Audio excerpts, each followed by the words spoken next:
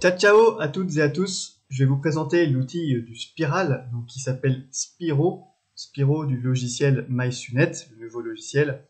C'est une énorme et magnifique nouveauté de ce MySUNet et ça permet de faire des choses vraiment intéressantes. Donc c'est ce que je vais vous montrer aujourd'hui à la fois pour le Trapunto donc que vous avez vu sur la vidéo précédente et puis à la fois comment utiliser cette spirale pour le transformer en point de yarn couché, ce qui est également vraiment extra.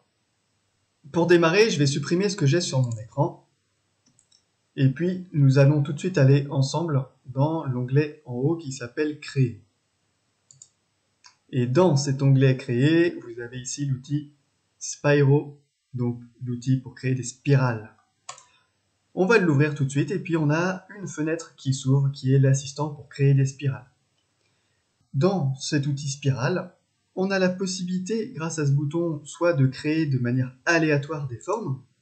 Par exemple, vous allez voir, je vais en générer de manière automatique. À chaque fois que je clique sur aléatoire, une nouvelle forme s'affiche. Donc si vous n'avez pas spécialement envie de jouer avec tous les paramètres, vous n'avez plus qu'à cliquer sur le bouton aléatoire jusqu'à temps que vous tombiez sur une forme qui vous plaise véritablement. Et croyez-moi, il y a des choses vraiment magnifiques.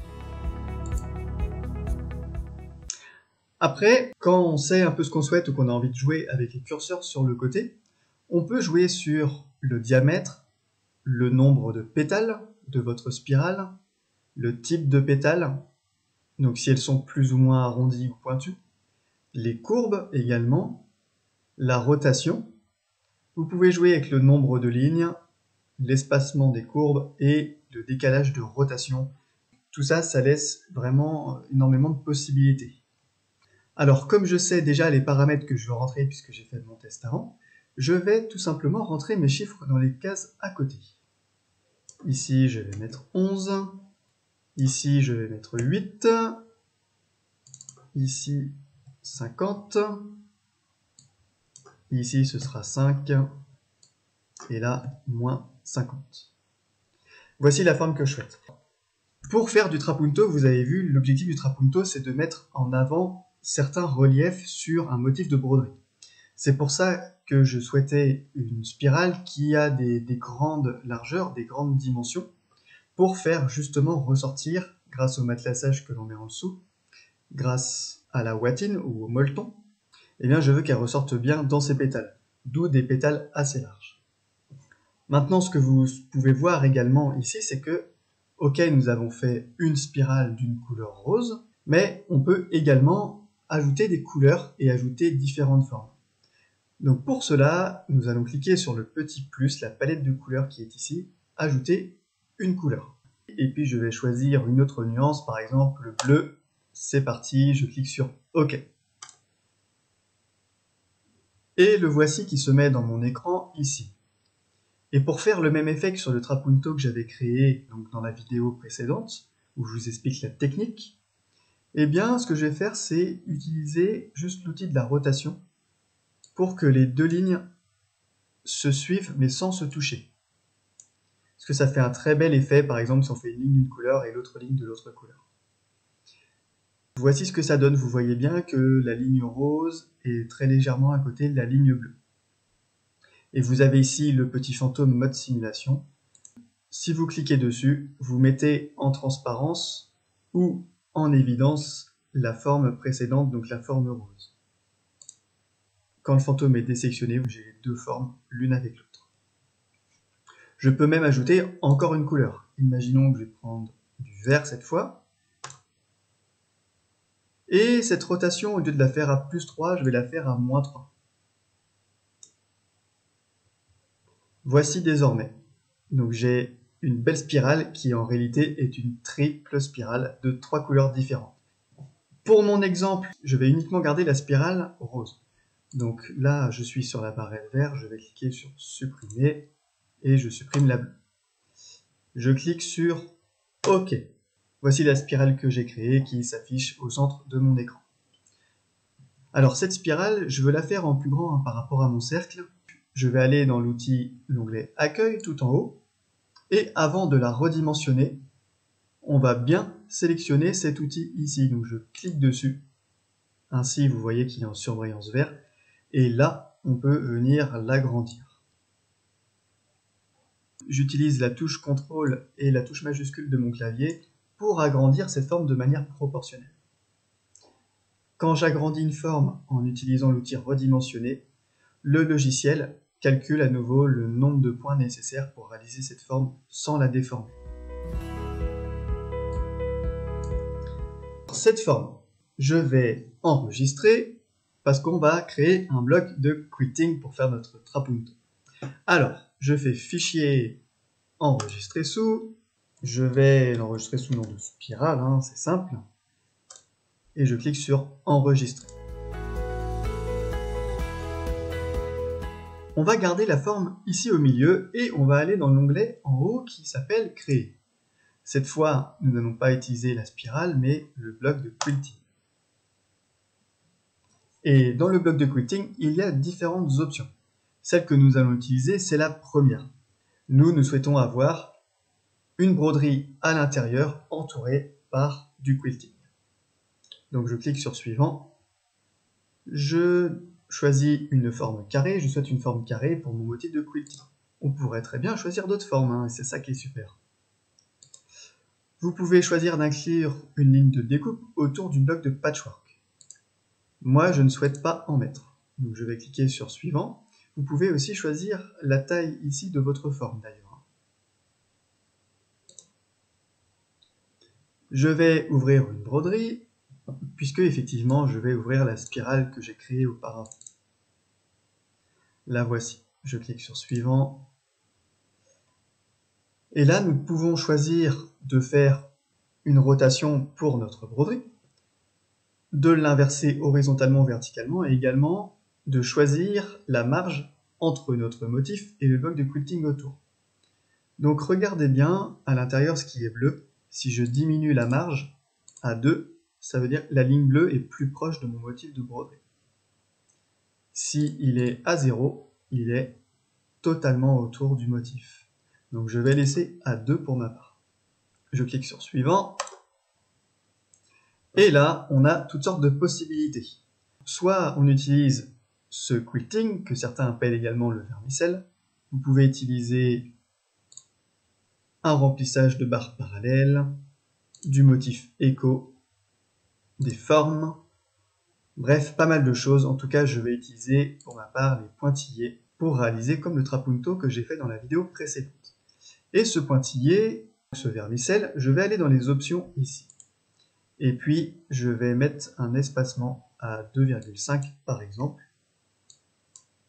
Vous allez tout de suite voir la différence. Je clique sur OK.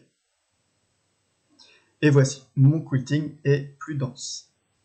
Ça me convient, donc je clique sur terminer. Et voici mon bloc de quilting qui est apparu dans mon cadre. Vous voyez dans le film strip à gauche, je vais dégrouper ici pour que l'on puisse voir de plus près. Donc je fais clic droit et puis je fais dégrouper. On voit que ce quilting il est composé de ma forme centrale et du bloc de quilting autour. Or, vous avez vu, pour réaliser notre trapunto, il faut que l'on réalise d'abord notre première spirale pour faire notre découpe de la watine épaisse. Je vous invite à bien revoir la vidéo précédemment sur la technique si vous voulez bien comprendre cette partie-là. C'est pour ça que l'on va d'abord réaliser notre spirale une première fois. D'ailleurs, cette spirale, on va la changer de couleur. Donc je double-clique sur la barrette ici et je vais choisir du noir. Ensuite, après avoir réalisé ça, vous apposez votre morceau de tissu. Et là, enfin, la machine peut bien réaliser la spirale par-dessus l'ensemble du tissu et de la watine et votre bloc de quilting. C'est important que pour tous ces éléments, si je sélectionne tout, vous ayez bien 3 couleurs différentes, une couleur différente pour chaque élément, si vous souhaitez bien changer de couleur et faire votre bloc de trapunto de la manière que j'explique dans la vidéo précédente. Et pas de panique si vous n'avez pas compris, vous allez revoir la vidéo d'avant et vous re-regardez celle-là, vous aurez compris pourquoi c'est important de respecter l'ordre, puisque on va superposer d'abord de la watine et après notre tissu. D'où le fait de réaliser 2 fois notre spirale. Et maintenant, en plus de cette vidéo, pour la compléter et faire un truc vraiment sympa, je vous propose de créer à partir de notre spirale un motif en yarn couching. Ce que je vais faire, c'est que je vais tout sélectionner pour tout supprimer. On va aller dans l'outil en haut créer et l'outil digitizing. Il met un petit peu de temps à s'ouvrir et nous allons choisir la toute dernière option qui est commencer un nouveau motif sans image.